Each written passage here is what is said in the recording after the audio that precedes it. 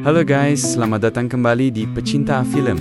Pada kesempatan kali ini, kita akan membahas sebuah film yang berjudul Sniper Assassin N, tahun ke-2020, berlatar di Costa Verde, Amerika Tengah. Kisah akan berfokus pada seorang wanita misterius di sebuah kamar apartemen, lebih tepatnya sekitar 1,2 mil dari acara pidato Menteri Perdagangan bernama Bruno Dias yang disiarkan secara online. Sehingga dari siaran live streaming itulah wanita ini menjadikan Bruno sebagai target bidikan snipernya dan beralih ke Virginia. Kita akan diperkenalkan pada seorang kepala agensi CIA bernama John yang berdasarkan barang bukti sehelai rambut dari tempat kejadian perkara penembakan semalam akhirnya teridentifikasi satu nama, yaitu Brandon Beckett, yang ternyata seorang mantan anggota marinir terbaik di mana John menjadikan ia sebagai tersangka utama dan akan segera dilakukan proses. Brandon, dan inilah Brandon, sedang mengisi waktu luang bersama rekan-rekannya yang ketika Brandon sedang asik-asiknya tiba-tiba Brandon yang merasa tak berdosa pun akhirnya diciduk tim SWAT utusan John. Sementara di sisi lain, tempat kejadian perkara penangkapan tersebut ada seorang pemotor wanita yang seperti sedang mengincar Brandon juga. Namun karena sudah kapihulaan, si wanita memutuskan untuk pergi dan akan mengatur sebenarnya. Selesai dengan Brandon, Zero langsung menemui salah satu anggota John yang bernama kita panggil saja Yuli. Meskipun tuduhan pelaku masih terfokus pada Brandon, namun keberadaan seorang perusahaan farmasi yang ikut hadir di tempat kejadian perkara membuat Zero berasumsi jika ada kepentingan politik di dalam kasus yang sedang ditanganinya ini. Beralih ke sebuah bengkel di mana sang owner mendapat telepon penting dari seseorang yang memberi mereka sebuah pekerjaan baru. Entah jenis pekerjaan apa itu, tapi kita akan cukup dibuat terkejut saat mengetahui jika semua aktivitas bengkel ini hanyalah sebuah kamuflase dari profesi mereka yang sebenarnya, yaitu adalah kelompok mafia pembunuh yang sudah jadi langganan para oknum pejabat. Beberapa saat setelah si bos mengirim anak buahnya untuk menjalankan misi, kita akan kembali diperlihatkan dengan si wanita pemotor bernama Yuki yang membawa Brandon. Mereka langsung turun dan membrutal menghabisi peragensi CIA, termasuk Yuki, yang juga akan ikut membantu dengan menghabisi agen lain dari jarak jauh. Tersisa Brandon seorang. Ia merebut kunci borgol dari salah satu mayat dan berhasil melepaskan diri. Namun lepas saja belum cukup, karena Brandon masih harus membereskan pasukan si bos bengkel yang masih tersisa, termasuk Yuki yang saat ini sedang mengincarnya dari kejauhan. Sehingga singkat cerita, malam pun Puck beralih ke sebuah restoran elit ketika Zero sedang menemui perusahaan farmasi yang sempat ada di tempat kejadian perkara penembakan Bruno.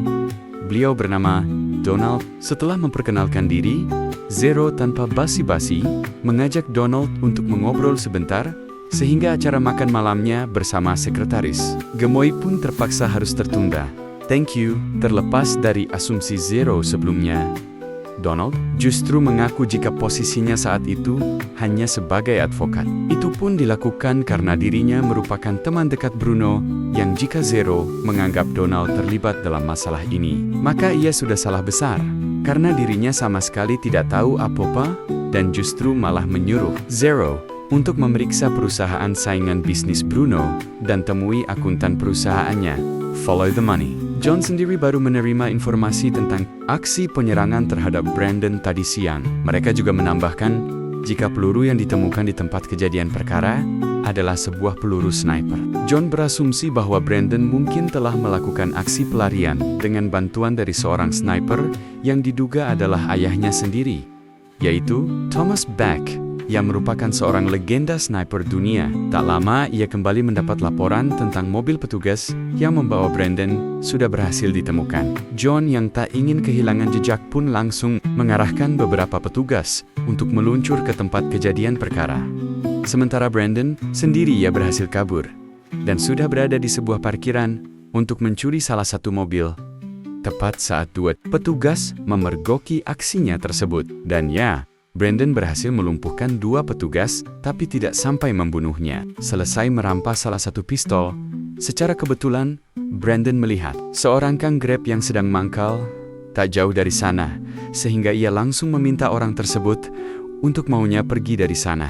Tak lama, Zero mendapat kabar dari Yuli tentang status Brandon yang kini resmi menjadi buronan paling berbahaya. Tak hanya itu saja, Zero juga mendapatkan sedikit informasi tentang perusahaan yang Donald sebutkan sebelumnya. Dari data yang Yuli temukan, ada sebuah kejanggalan ketika alarm perusahaan menyala akibat seorang akuntan yang berusaha mengakses ruangan khusus. Tapi anehnya, pihak keamanan seolah menolak untuk dilakukan penyelidikan. Keesokan harinya, Zero mendatangi perusahaan yang dimaksud dengan harapan bisa bertemu langsung dengan si akuntan. Namun dirinya malah dihadang oleh seorang staf keamanan bernama Phoenix yang bertugas untuk menangani keluhan-keluhan klien perusahaan, termasuk penyelidikan yang Zero, di mana Phoenix menjelaskan jika perusahaan ini tidak ada kaitannya dengan kematian Bruno. Tak puas dengan keterangan Phoenix barusan, Zero meminta Yuli untuk mencari informasi tentang latar belakang si Phoenix ini. Namun, belum juga Yuli melakukannya. Ia tiba-tiba dikejutkan oleh kedatangan John yang menegur Yuli dan memintanya untuk fokus hanya pada kasus Brandon saja. "Goddamn Clover." "Yes, sir." Selesai dimarahi oleh John, Yuli diam mengirimkan pesan kepada Zero tentang satu orang yang berhasil selamat pada aksi penyergapan Brandon tempo hari. Demon orang yang dimaksud ternyata adalah si bos bengkel yang saat ini sedang menjalani perawatan di salah satu rumah sakit. Tiba di rumah sakit, Zero langsung dihadang oleh beberapa petugas akibat aksinya yang main menerobos masuk sembarangan. Namun meski begitu, ia tetap melanjutkan interogasi dan menanyakan tentang siapa orang yang sudah menyuruhnya. Si bos bengkel menjelaskan jika dirinya juga tidak pernah bertemu langsung dengan kliennya itu. Namun dalam setiap percakapannya, suara si klien selalu tersamarkan oleh gemuruh-gemuruh helikopter. Disinilah Brandon sekarang berdua dengan Kang Grab di daerah pinggiran kota. Tak ingin melibatkannya dalam masalah, Brandon sekenyong-kanyong membawa kabur mobilnya yang setelah beberapa meter berkendara, mobil yang dibawanya malah mogok di tengah jalan, sehingga Brandon terpaksa numpang di salah satu mobil box yang sedang mangkal. Tiba di sebuah hutan yang merupakan tempat persembunyiannya, kita akhirnya akan diperkenalkan dengan Thomas Beckett, sosok sniper yang sempat John ceritakan, alias ayahnya Brandon. Setelah menjelaskan semua masalahnya, Thomas tentunya tidak akan tinggal diam dan akan membantu Brandon membersihkan nama baiknya. I don't know, I think, was this saat yang sama, penggeledahan di apartemen Brandon kembali dilakukan oleh John dan Zero. Namun, hasilnya tetap saja nihil. Beruntung salah satu petugas menemukan secari kertas bertuliskan semacam koordinat, sehingga berdasarkan titik koordinat yang tertera pada kertas tersebut, John berasumsi bahwa itu adalah lokasi Thomas ayahnya. Dan saat ini, Brandon mungkin pergi menemuinya. John dan tim bergegas pergi. Zero kembali menyusuri area sekitar dan menemukan foto lama saat Brandon masih di kesatuan, di mana Zero cukup dibuat terkejut saat menemukan wajah Phoenix dalam fotonya. Demi memastikan kebenarannya, Zero meminta Yuli untuk mencari informasi tentang pria ini. Namun dari data yang Yuli punya, pria ini memiliki nama lain saat di kesatuan dan sudah dinyatakan tewas 5 tahun yang lalu. Penasaran dengan sosok Phoenix, perusahaan sebelum terkena dampak dari rencana pemerintah terkait penggabungan dua perusahaan besar tersebut, kembali ke persembunyian Brandon. Mereka tiba-tiba dikejutkan dengan suara alarm pertanda ada seseorang yang mendekati pondoknya. Dan benar saja, rupanya itu adalah pasukan tentara yang sengaja John kirim untuk menangkap mereka. Sementara Thomas akan menyerahkan diri, Brandon diminta untuk kabur lewat jalur rahasia yang akan membawanya sampai ke titik aman. Di tengah situasi tegang yang sedang berlangsung, ada sebuah informasi dadakan dari Zero terkait hasil penyelidikannya, di mana si akuntan sudah siap memberikan kesaksian bahwa sebenarnya Brandon tidak bersalah. Namun hal tak terduga terjadi saat John baru saja menarik mundur pasukannya, yaitu, alhasil, John pun langsung menyalahkan Zero dan menganggap jika penembakan yang menewaskan anak buahnya barusan disebabkan oleh Brandon dan Thomas. Padahal mereka sendiri soma-soma tak menyangka jika ada orang lain yang sengaja menyebab mereka berdua. Sementara, Thomas melihat sekeliling untuk mengetahui keberadaan si sniper. Brandon memutuskan naik ke saung rangon untuk memeriksa dari atas sana. Dari balik rerumputan, ada sosok pelaku yang masih belum terlihat wajahnya. Menyadari jika dirinya sedang berhadapan dengan sosok dua sniper profesional, si pelaku memilih mundur untuk sementara waktu. Namun karena saat ini posisinya sudah terkepung, ia pun membidik tangan salah satu tentara yang sedang sekarat untuk mengalihkan perhatian Thomas dan Brandon. Iya, dengan cepat mereka membagi tugas untuk melakukan pemburuan. Sementara Thomas melakukan pengintaian dari jalur utama, Brandon akan mengambil rute dari samping hutan untuk mempermudah, di mana Brandon tidak sadar jika saat ini si sniper sudah lebih dulu menemukan dan sedang membidiknya. Tetapi Thomas keburu berhasil menggagalkan aksinya. Brandon pun bergegas menuju sumber suara dan langsung menyerang si pelaku yang ternyata adalah Yuki.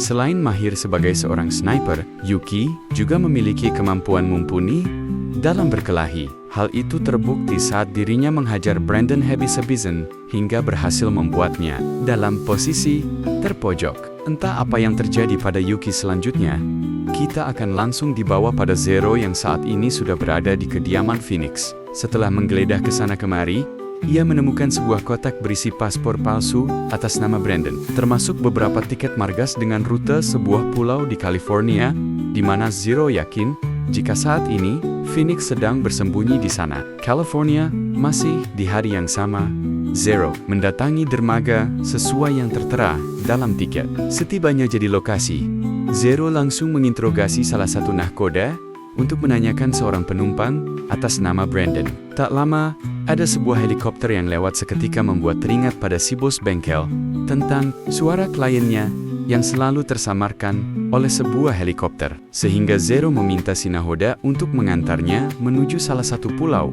yang terdapat helipad. Beralih ke persembunyian Brandon, setelah berhasil menangkap Yuki, Brandon menghubungi John dan memintanya untuk menjemput Yuki.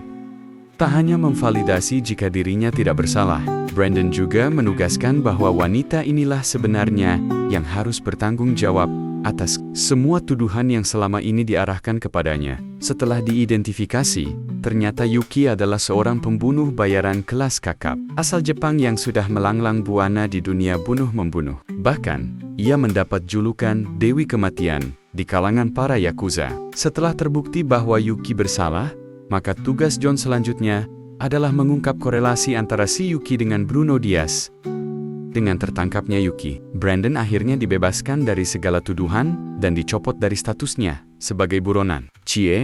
Meski kali ini mereka masih harus menyelesaikan perburuan, maka ia akan langsung dideportasi dan dibebaskan dari tuntutan hukum atas semua kejahatan yang dilakukannya di Amerika. Setelah semua sepakat, mereka langsung menjalankan rencananya dan menghubungi Phoenix dengan alasan meminta bayaran atas pekerjaan Yuki.